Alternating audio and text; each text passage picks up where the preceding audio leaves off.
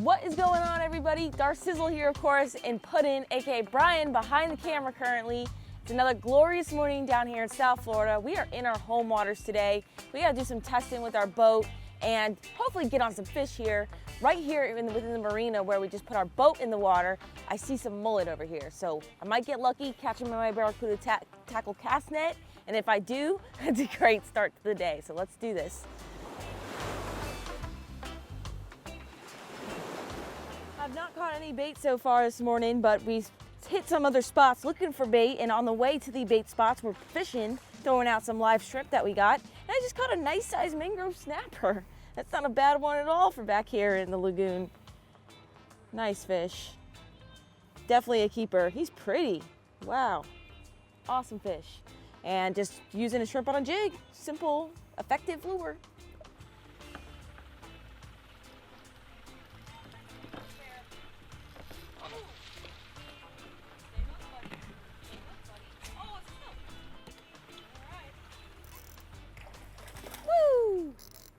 Scaring all the fish. Relax, relax, relax.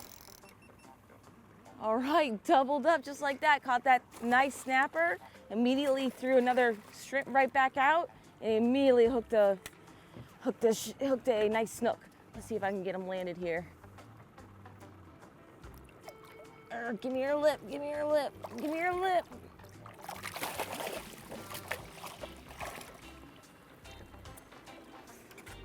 All right, snook in the boat. He actually frayed my leader pretty bad, just came right out. Jig, nice frisky little snook here. Woo, nice way to start the morning on live shrimp. So I didn't even really need those mullet quite yet, but that's a beautiful little snook right there. Golden colors, super pretty, all lit up. Let's let him go and get some more because he is not a keeper. Whoa! All right, skid lines right back out. All right, here we go. Here's how you rig a live shrimp. Basically, I take the back two segments right here, I put my two fingers together, and I just pinch it right off on a live shrimp. Twist and pinch, comes right off. I like to throw this tail in the water approximately where I'm gonna be fishing. That gets the shrimp scent in the water, and this also, gets the scent in the water for the fish to find it as well. Take your jig, you approximately line it up to where you think it's gonna be coming out of the body of the shrimp, like so. And then I just go in through the meat that I just opened up in the back. And then you kind of want to try to put your hook as best as possible between two segments, like I just did there. It's gonna stay on the hook a little better, especially if a fish eats it. And then you're gonna fish it like so, just like that.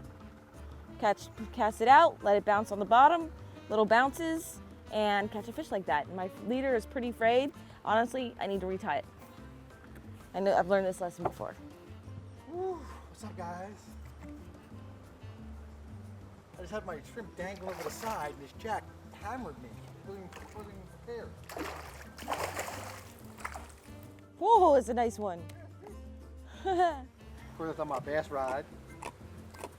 Yeah. Decent one. Just like Darcy did. Just a mustad, that's a mustad jig head we're using today.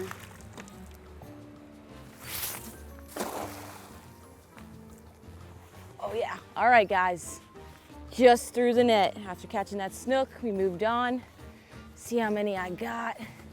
But the sun is still hot low enough to where I can get on these mullet.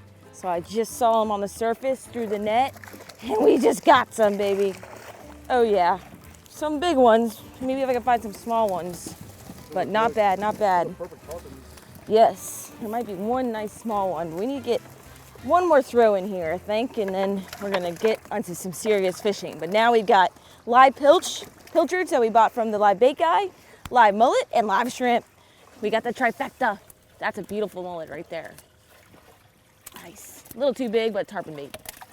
Let's do this again, making the boat dirty because this is a fishing boat, not a pretty boat. It's never ending.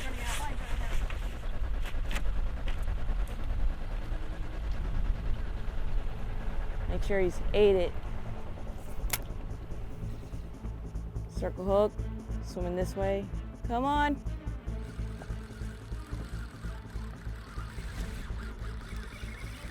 Where'd he go? I got something on there. I have no idea what it is. All right, so it ate my pilchard, had a big explosion on my pilchard too.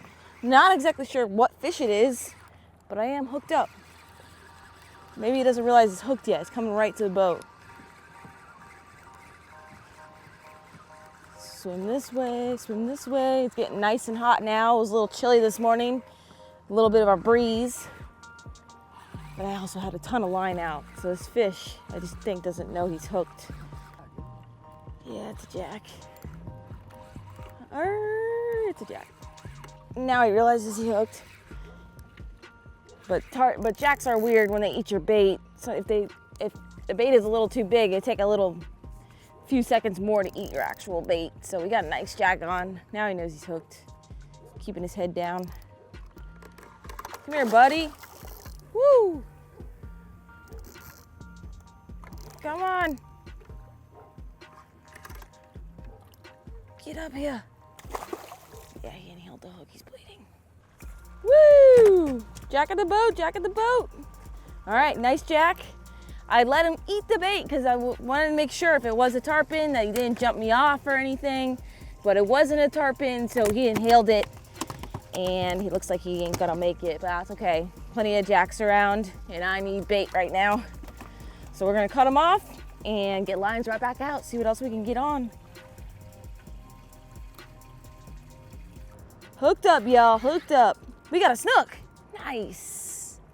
Snook on the terrorize. Nice little guy. All right, bite is turning on. So we really, the last 2 hours or so has been really slow as far as the current is, which we've been catching no fish. But now the current just really started ripping, y'all. And as soon as it started ripping, reeling up this bait, I could feel it getting hit down there, and a snook chased it up and ate it midway in the surface, which is pretty sweet. Nice fish. There we go, in the boat. Check out that beauty. Would love to get a little bit of bigger ones, but you know, seeing snook like this size is always a good sign. Shows that our fishery's healthy. Relax, we're gonna let you go. That's a nice fish. Probably pushing 25 inches. Needs to be at least 28 to keep, so cannot keep this fish.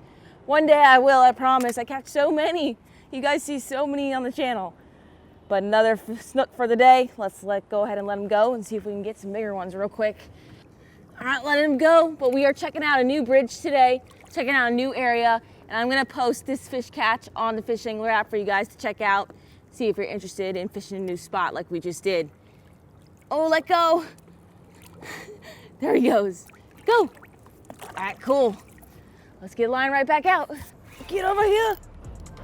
Get over here. Out of there. Get out of there. Swimming in the boat now. Jeez, these little snook are so hungry today. It's not even funny.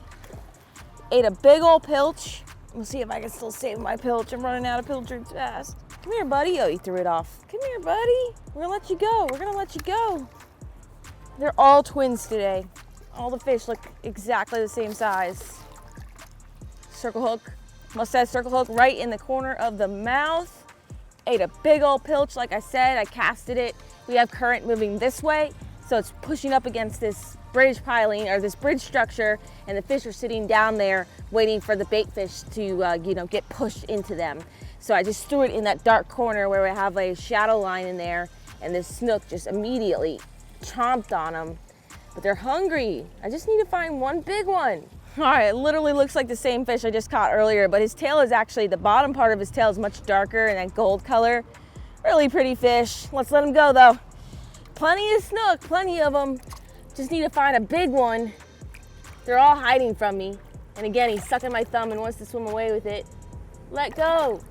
There he goes. Okay, so I'm using a little split shot to get my live pilchard down.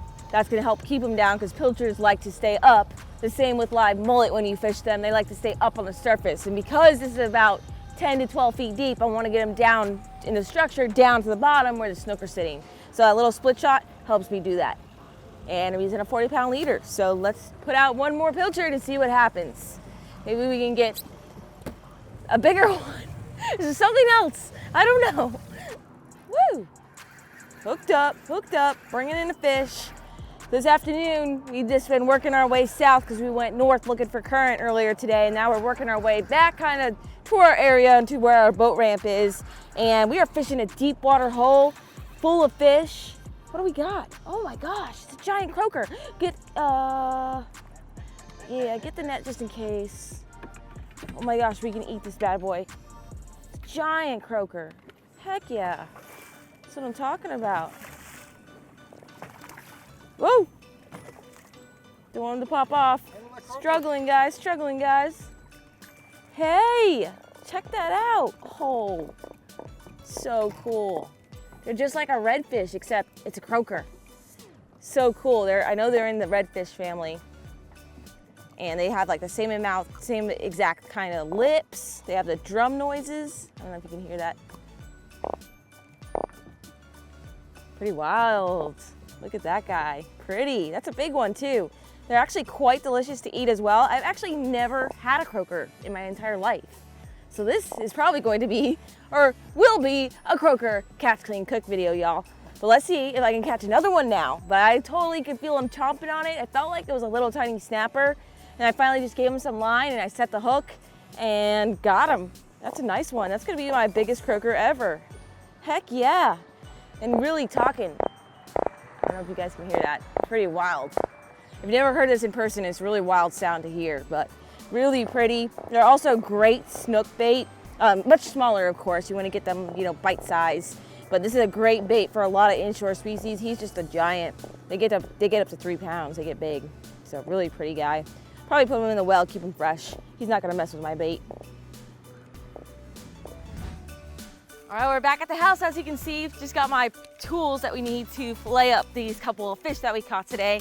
And just gonna give my knife a really quick edge here. This keeps your edge. This is a 10-inch oval diamond, 10-inch oval diamond sharpening rod or sharpening steel, whatever you like to call it. And this one is awesome because, like I said, it keeps your edge straight. And I like to use it every couple of fish that I fillet anyhow. And I did not sharpen it from my previous fish fillet when I was out here. So just give it a couple swipes on either side.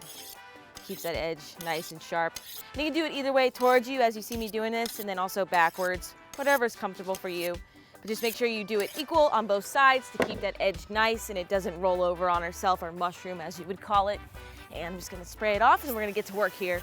This is also from Smith's Consumer Products, my favorite knife company and sharpener company. And if you guys use my coupon code or promo code Darcizzle15, you're gonna receive 15% off any purchase on their website, smithproducts.com, plus free shipping. So let's go in the grizzly cooler and get out the little bit of fish that we caught today, which is not the end of the world, better than no fish. And we got a nice little meal, happy about that. So this fish right here, I had said earlier to y'all that this was a mangrove snapper, and that was incorrect. This is indeed a cubera snapper, and a cubera, a very small one. They get massive. They get up into the hundreds of pounds in certain areas of the world. Amazing fish. I've caught them in the past, but not, too big, but this is a keeper fish. And the reason that I can tell the difference now that I'm home, it's hard to tell when they're young, when they're juveniles like this, but they have teeth, fangs, actual canines that stick out here. And also they have like an anchor in the inside, an anchor tooth patch in the inside of their mouth here that would be able to distinguish the difference. But you see that he's got tiny little teeth, but that shows me that he's also cubera. And another key factor here on his body is the anal fin right here. When this is pulled out, you can actually see how it's actually rounded. This anal fin is rounded. The way it shapes, the shape of that is round, and it has 8 rays. I've already counted them out. And then it also has these 2 little spines that protrude from the outside area of the rounded ray. So that tells me that it is a cubera, and there are slight differences online that you guys can see. I don't have a mangrove here with me, but if I did, I would show you the difference. But he also looks different than a mangrove, and I grew up catching these fish.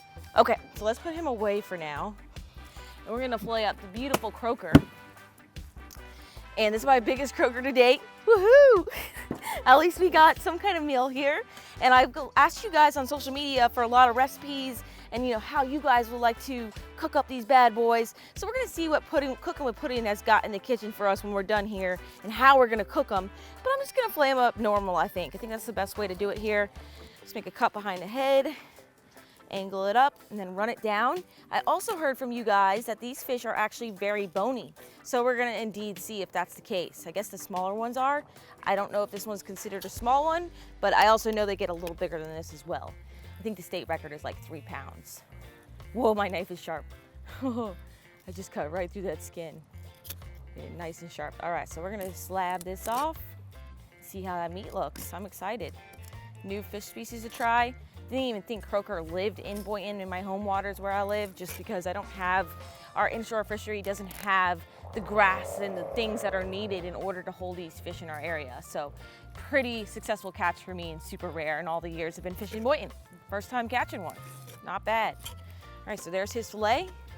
Let's get off this other side. It honestly doesn't look too bony. I'm just gonna do the standard that I always do with all of my fish. It's what works for me. I know a lot of you guys always like to tell me to flip it over, you know, flip it over and leave the tail intact and fillet it that way. But this is the way I like to do it. I grew up doing it this way and it works.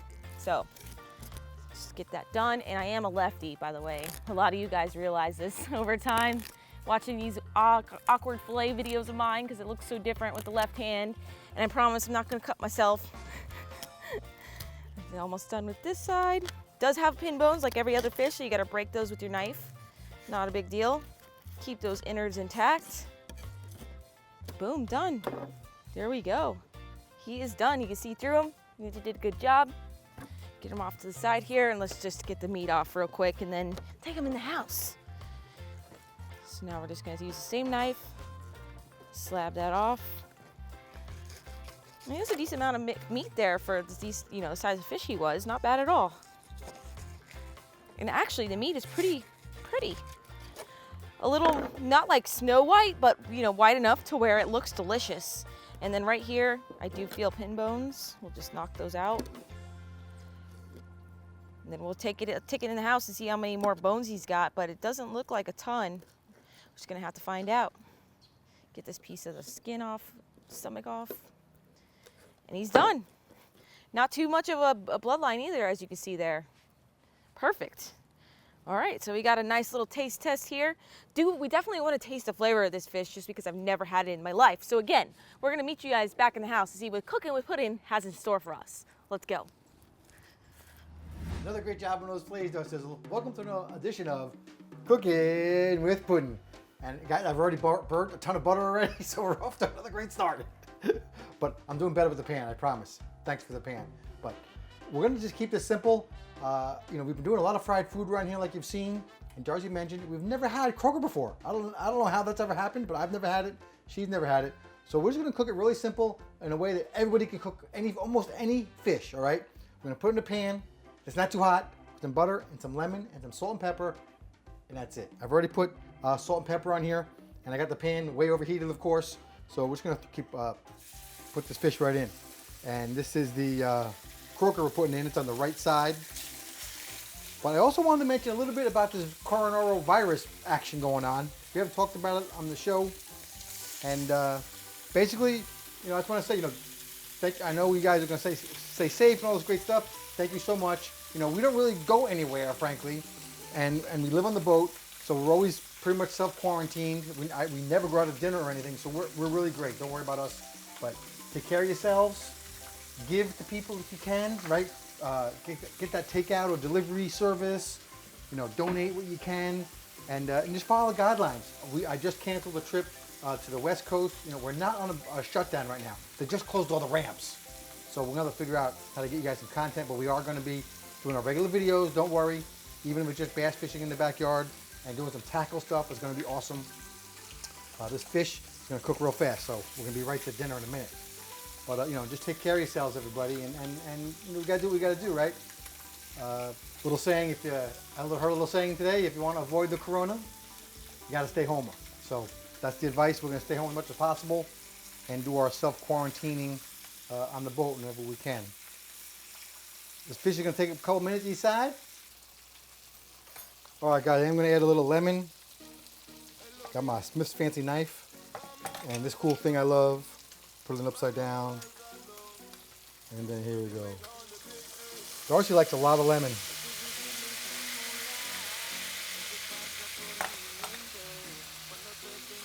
You can see that's white around the edges, and that means it's pretty much time to flip. All right, all done. Only took about 3 or 4 minutes, and we're all set. That's the cabera. Boop, there we go. We made some nice delicious carrots for it, and we'll see you at the table. All right, Darcizzle, let's try our huge meal. It's huge. How was it? Yeah. You have the croaker. Well, you did CROAKER. I wanted you to try it. I didn't want to mix them in the same plate because then we wouldn't be able to tell the difference. Very good. You see how brown it is from that brown butter? The butter came like that brown. I don't know how it got like that. So it's good? Let me have a taste. Super firm, really good. Can't complain. It tastes like a snapper. It's firmer than yellowtail. I guess it tastes like mangrove. Does it taste like redfish, like a small redfish? I think redfish is firmer.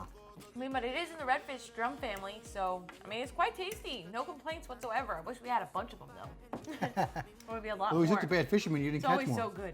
Always so yummy, I know. And we're not fishing tomorrow, by the way, guys. We are dropping off our boat at the mechanic once again. Get ready for these videos coming out this week because you'll understand what we're talking about. It's crazy. We don't know the answers Stay tuned for yet. that. Stay tuned, y'all.